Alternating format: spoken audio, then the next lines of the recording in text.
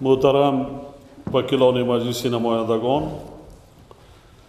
قبل از همه شما را به مناسبت سزاوار گردیدن به باوری مردم و به مقام وکیل خلق نائل شدنتان تبریک گفته به هر یک شما جهت تهیه و قبول قانون‌های جوابگوی به طلبات جامعه برای کار آرزو می‌نمایم.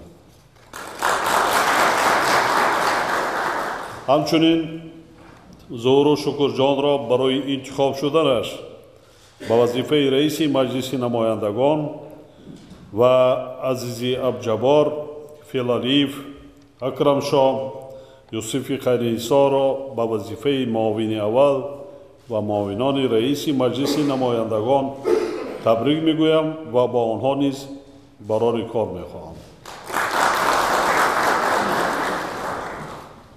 روز 1 مارس سال جاری انتخابات وکیلان مجلس نمایندگان مجلس عالی، مجلس‌های محلی، وکیلان خلق ولایت‌ها، شهر و ناحیه‌ها و جماعت‌ها در دایره طلبات کنستیتوسیا و قانون‌های عمل کننده در سطح بلندی تشکیلی، شفاف و آزاد به طور دموکراتیک و با اشتراک فعال انتخاب کنندگان دایر گردید. در تاجیکستان خلق بیانگری صاحب اختیاری و سرچشمه یگانه حاکمیت دولتی اعتراف شده آن را بواسطه یا بواسطه نمایندگان خود عملی می نماید. انتخابات افاده حاکمیت بواسطه خلق عنصری مهمی تامین کننده اشتراک مستقیم مردم در حیات سیاسی دولت، تحکیم استقلالیت دولتی و تأمین ثبات و آرامی جامعه می باشد. در انتخابات 288 نفر نامزدها از جمله 80 نفر به طریق خود پیشبری با طور آزاد شرکت نمودند. در این معرکه سیاسی 3,791,827 نفر یا 87.7% شهروندان کشور که دارای حقوق انتخاباتی می باشند فعالانه اشتراک کردند. در فضای آزاد و دموکراتیک برگزار گردیدن این معرکه سیاسی که از جانب نمایندگان تشکیلات‌های با نفوذ بین المللی و ناظران ملی و بین المللی در سطح بلند ارزیابی گردید، بار دیگر به جهانیان ثابت نمود که خلق صاحب فرهنگ و تمدن‌ساز تاجیک با احساس بلند وطن‌دوستی و اعتماد کامل با آینده نیک دولت تاجیکستان و با درک عمیق مسئولیت شهروندی در این چاره‌بینی مهم اشتراک نمود. در فضای شفاف و آزاد و در سطح بلندی تشکیلی برگزار گردیدن انتخابات نشانه آن است که مردم کشور وابستگی عمیق کامیابی‌ها و رشد تاجیکستان را از حالت باثبات مقامات حاکمیت دولتی از جمله حاکمیت قانونگذار خوب درک کردند.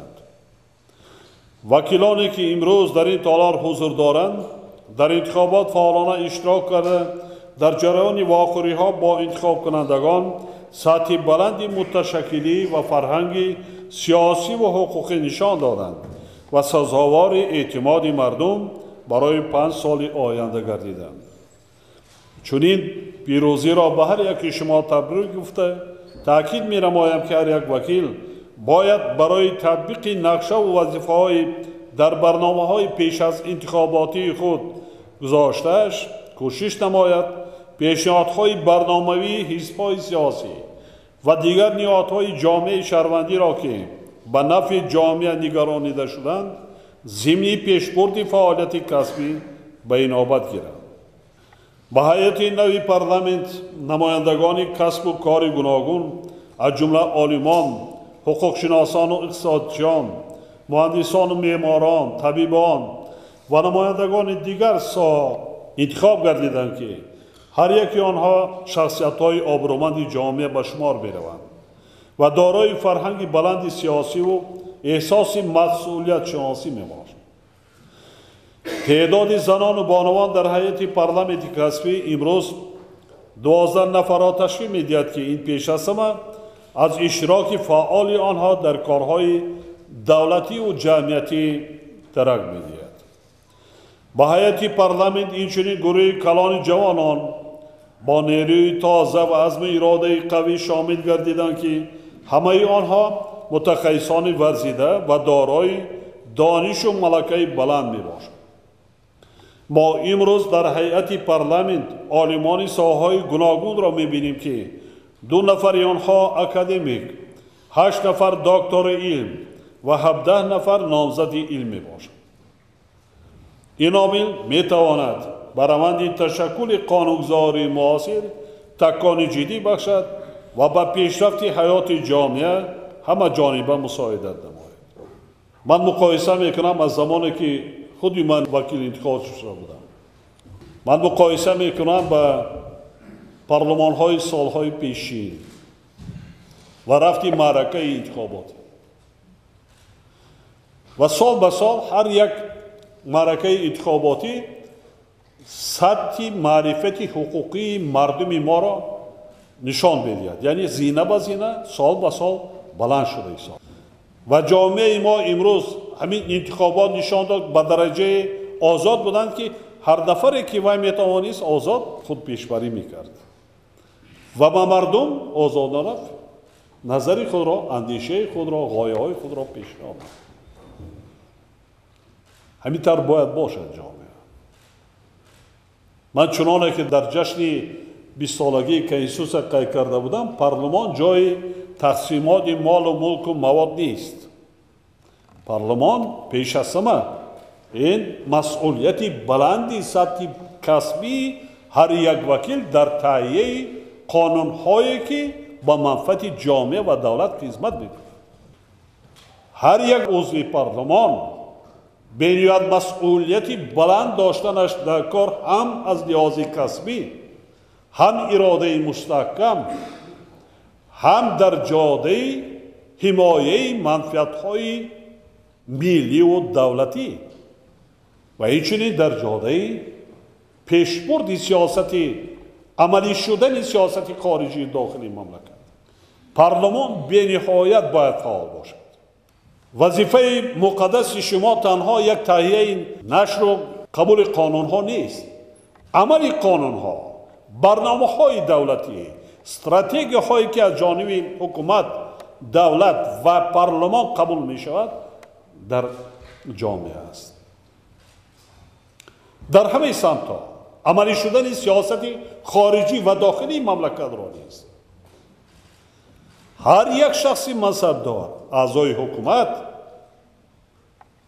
аз президенти мамлакат сар карда дар назди парлумон ҳисоботдиҳанда аст, масъул аст.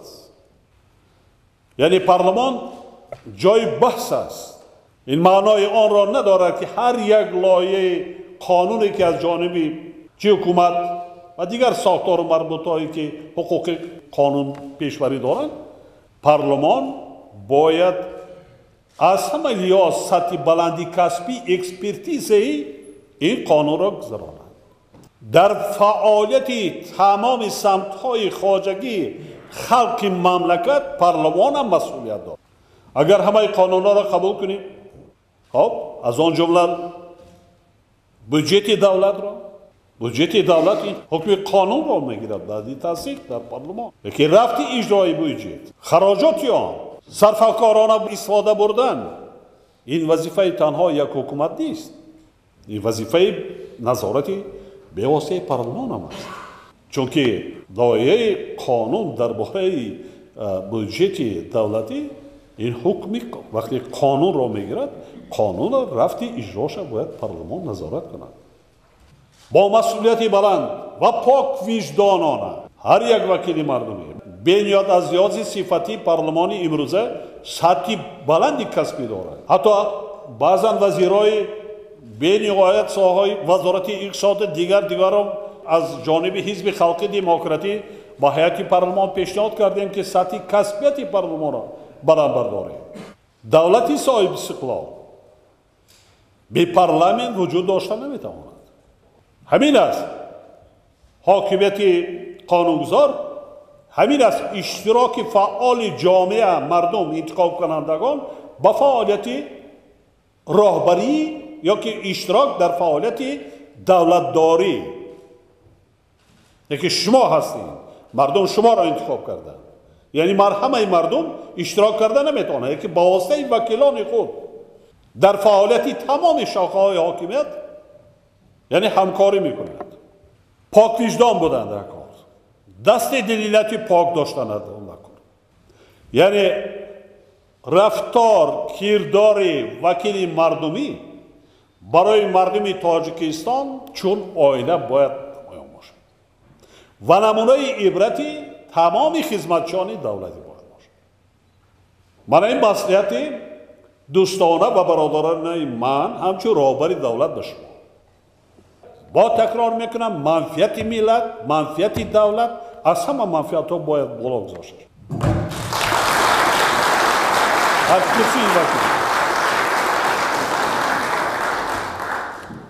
حاضرین گرامی، بنیاد دولت نوین در واقع تلاش و زحمت زیاد را تقاضا میکند و برای عملی ساختن روند اصلاحات سیاسی و اقتصادی و اجتماعی و فرهنگی کشور با وجود آوردن زمینه با اعتماد حقوقی ضرور است.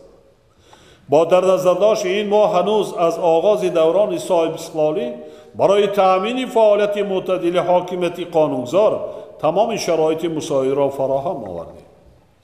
زیرا تنها با راه تنظیم قانونی روندهای مختلف حیات و مناسبت‌های تشکلی آمده جامعه که در دوره گذشته قرار داشت و مردم کشور با مرحله سازندگی و بنیادکاری قدم‌های نخستین می‌گذاشتند، نائل شدن به پیشروی‌ها، عملی گردانی هدف‌های استراتژی دولت و بلند برداشتن آبروی اعتبار تاجیکستان در عرصه بین المللی امکان پذیر بود. ما حیات داخلی کشورمان را در علاقمندی با روندهای زود تغییر یابنده جهانی تحلیل کرده، راه رشدی میانبرده آن را معین کردیم و سیاست متوازن خارجی را با در نظر داشت احترام پرینسیپ‌های حقوق بین المللی راه اندازی نمودیم. همچنین ما در راه عملی شوی مقصد و مرام جامعه نوین یعنی بنیاد دولت دموکراتی و حقوق بنیاد و دنیوی و اجتماعی قدم‌های استوار گذاشتیم و سیاست دولت و حکومت کشور را برای باز هم وسیع‌تر وارد نمودن معیارهای از جانب جامعه جهانی پذیرفته شده به نظام قانونگذاری ملی روانه نمودیم. به خاطر تحکیم صلح و وحدت، تأمین رعایت حقوق شهروندان، گسترش روندهای دموکراتی، تأمین رشد استوار و با مرام ساحه‌های اقتصادی و اجتماعی، اینچنین جهت مستحکم نمودن پایه‌های دولتداری و تهیه و قبول قانون‌ها در اساس اصلاحات کنستانی پارلمانت کسبی را تأسیس داد. امروز پارلمانت کسبی به صفت یک شاخه حاکمیت در تهیه و قبول قانون‌های جوابگو به طلبات جامعه نوین و تحکیم حقوقی کشور نقش نظررس را اجرا می‌نماید. تشکل و رشد پارلمانتاریسم ملی از جمله فعالیت با مرام وکیلان خلق ثابت ساخت که این نهاد در پیشرفت و نگاه داشتن اوضاع جامعه تأثیری بواسطه می‌رساند. در 5 سال گذشته در نتیجه همکاری با دیگر سوبیکت‌های تشبث قانونگذاری، وکیلان مجلس نمایندگان مجلس عالی دعوت 4 زیاده از 600 قانون قبول کرده، بیش از 200 سازشنامه و قراردادهای بین دولتی و بین المللی را به تصویب رسانیدند که همه آنها در مجموع به حفظ انسان و حقوق و آزادی‌های او، حمایه منفعت‌های دولت و تشکیلات‌ها، پیشگیری جنایتکاری و تأمین ترتیبات جمعیتی، اینچنین پیشرفت ساحه‌های مختلف حیات جامعه روانه گردیدند. اطمینان دارم که شما وکیلان این نوع انتخاب شده در راه ایجاد قانون‌ها و قبول آنها تصویب سندهای حقوقی بین المللی برای کشورمان ضروری سعی و کوشش بیشتر میکنید و در تحکیم پایه‌های حقوقی حیات دولت و جامعه سهمی ارزنده گذاشته با در نظر داشت وضع ساحه‌های مختلف حیات جامعه قانونهای با معیارهای جهانی معتمدین جوابگو را تهیه و قبول خواهد کرد. وکیلان هنگام قبول قانونها باید به صفت آنها اهمیتی اولین درجه دهند و قانونها را از لحاظ جوابگو بودن به طلبات زمان و جامعه اساسناک نمایند. با این مقصد فعالیت حاکمیت قانونگذار باید تنها به قبول قانونهای روانه کرده شود که آنها ثبات سیاسی و اجتماعی جامعه را تأمین نمایند. قانونها باید با در نظر داشت دورنما و هدفهای آینده رشد دولت ملی و پیوند ناگسستنی آن با جامعه جهانی، همچنین به خاطر تحکیم زمینه‌های جامعه شهروندی و با درک مسئولیت بلند در نزد آینده دولت و ملت تهیه و قبول کرده شد. سال گذشته در پیام خود به مجلس عالی با در نظر داشت وضع امروزه قانونگذاری مسئله گذرانیدن مانیتورینگ حقوقی را تاکید کرده بودند. وکیلان دعوت نو باید به این مسئله توجه مخصوص ظاهر کرده جهت باز هم بهتر گردانیدن فرهنگ قانون ایجاد کنی، برطرف نمودن مخالفت سندهای قانونگذاری و انعکاس مناسبت‌های تنظیم شونده از وکالت‌های خود ثمرناک استفاده نمایند. در این سمت دیگر سوبیکت‌های حقوق ایجاد کننده نیز باید فعال باشد، زیرا تهیه و ایجاد قانون‌هایی که در شرایط نوی سیاسی و اجتماعی و انکشاف مناسبت‌های اقتصادی تمام ساحه‌های حیات جامعه و دولت را تنظیم می‌نمایند، وظیفه دیگر مقامات دولتی نیز به شمار می‌رود. قانون‌هایی که قبول می‌شوند باید مکانیزم مشخصی عملی شوی معیارهای در آنها پیش بینی شده را داشته باشد. به این مسئله باید هنوز در جریان تهیه قانون‌ها اعتبار داده شود که قانون‌های قبول شده در حیات جامعه تا چه اندازه موفقانه عملی کرده می‌شوند. هنگام تهیه و قبول قانون‌ها باید آینده رشد جامعه با در نظر داشت رعایت و تطبیق ارزش‌های والای انسانی به مانند آزادی‌های سیاسی و اقتصادی، معنوی و اخلاقی، شخصی و دخل ناپذیری شرف انسان به اینابت گرفته شد. قانون‌ها باید از طلبات جامعه، مناسبت‌های موجوده جمعیتی و منفعت و نیازهای مردم سرچشمه گیرند و به آن روانه کرده شوند که چنین طلبات و مناسبت‌ها و منفعت و نیازها را در اساس عدالت اجتماعی، وحدت و ثبات و پیشرفت سازندگی تنظیم نمایند. مقام قانونگذار نه تنها در قبول قانون‌ها بلکه در تأمین اجرای قانون‌ها، راه ندادن به مخالفت آنها، اینچنین پررگی نظامی تنظیم حقوقی مناسبت‌های جمعیتی نیز هوسمند باید باشد. بنابراین همچون حامی کنستیتوسیون و قانون‌ها و سوبیکت دارای حقوق انسانی تشبث قانونگذاری با مقصد رشد تنظیم حقوقی ساحه‌های مختلف جامعه در اساس تکمیل زمینه‌های قانونگذاری کشور پیشنهاد می‌نمایم. یکم، وکیلان از حقوق تشبث قانونگذاری ثمرناک استفاده کرده صرف نظر از منصوبیت حزبی خود برای تکمیل فضای حقوقی حیات جامعه سهم نظر است گذارند و امکانیت‌های در این سهم موجوده را وسیع استفاده نمایند. جهت تأمین ولایت کنستیتوسیون و عملی بی‌واسطه آن در قلمرو کشور با در نظر داشت منفعت‌های دولت و جامعه، حالت‌های تکرار شوی معیارهای حقوقی در قانونگذاری موجوده برطرف کرده شد. سیوم، با معیار و پرینسیپ‌های حقوقی بین المللی مطابق گردانیدن قانونگذاری ملی همچون یکی از سمت‌های اساسی فعالیت پارلمانتی کسبی ادامه داده شد. چهارم، تکمیل قانونگذاری کشور همچون سمتی افضلناک پارلمان باقی مانده. در سالهای نزدیک قانون ایجاد کنی با در نظر داشتی منفعت‌های ملی ما باید پایه حقوقی رشد منبعده مملکت قرار گیرد.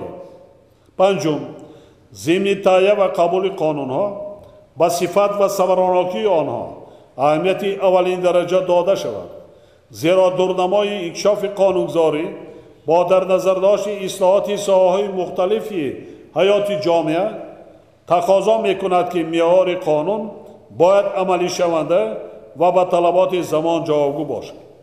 ششم، با مقصد تکمیل فعالیت قانون ایجادکنی پارلمان اکسپرتیز لایحه قانونها به طور وسیع برآمده از امکانیت‌های اکسپرتیز علمی لایحه قانونها با جلب هرچی بیشتر مؤسسه‌های علمی و دانشگاه‌ها استفاده برده شود. هفتم، ضرور است که سندهای قانونگذاری در ساحه مبارزه بر ضد تروریسم، افراطگرایی، معاملات غیر قانونی مواد مخدر، کروپسیه و دیگر جنایت‌های اقتصادی تکمیل داده شود. هشتم، وکیلان همکاری دائمی را با انتخاب کنندگان خود که آنها را نمایندگی میکنند و با رأی آنها به کرسی وکیلی شرف یاب گردیدند برآمده با مسئله حل مشکلات آنها بی‌طرف نباشند و کوشش نمایند که سزاوار اعتماد انتخاب کنندگان باشند. همزمان با این تاکید می‌سازم که وکیلان نمونه پاک وجدانی و صداقت به وطن و ملت باشند و در صف پیش مبارزه با همه گونه کردارهای غیر قانونی از جمله کروپسیه و تحکیم ولایت قانون قرار داشته باشند. حاضرین گرامی، امروز سراسر جهان را بحران اقتصادی و مالیوی و رقابت‌های شدید ژئوپلیتیکی فرا گرفتند که عاقبت آنها به اقتصادیات تاجیکستان نیز تأثیر منفی خود را می‌رساند. چنین وضع وسعت هرچه بیشتر فعالیت قانون ایجاد کنی پارلمان را به خاطر تأمین ثبات و آرامی و رشد اقتدار اقتصادی و مالیوی کشور طلب می‌کند. همه شما و کل مردم کشور آگاهید که من در پیام این ساله به مجلس عالی دایر به سمت‌های اساسی سیاست اقتصادی و اجتماعی مملکت را مفصل اظهار نظر کردم. تأکید باید کرد که در کشور برای بهتر کردن صفت زندگی و تأمین حفظ اجتماعی اهالی همه تدبیرهای ضروری اندیشیده می‌شوند و در مجموع آنها برای نائل گردیدن به استقلالیت انرژتیکی، برآمدن از بنبست کمیونیکاسیونی و حفظ امنیت قواره نگرانیده شدند.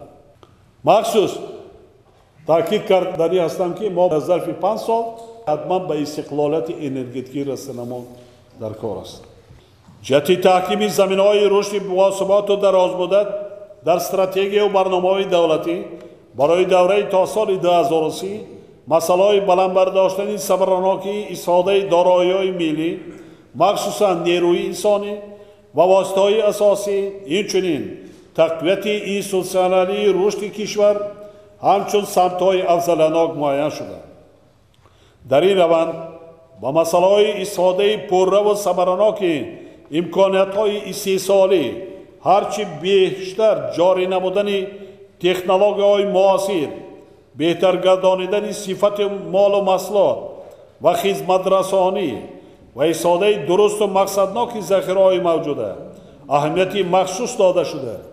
جهت با جای کار تامین نمودن اهالی و تحکیم اقتدار صادراتی مملکت رقابتناکی اقتصاد ملی بلند برداشته می‌شود.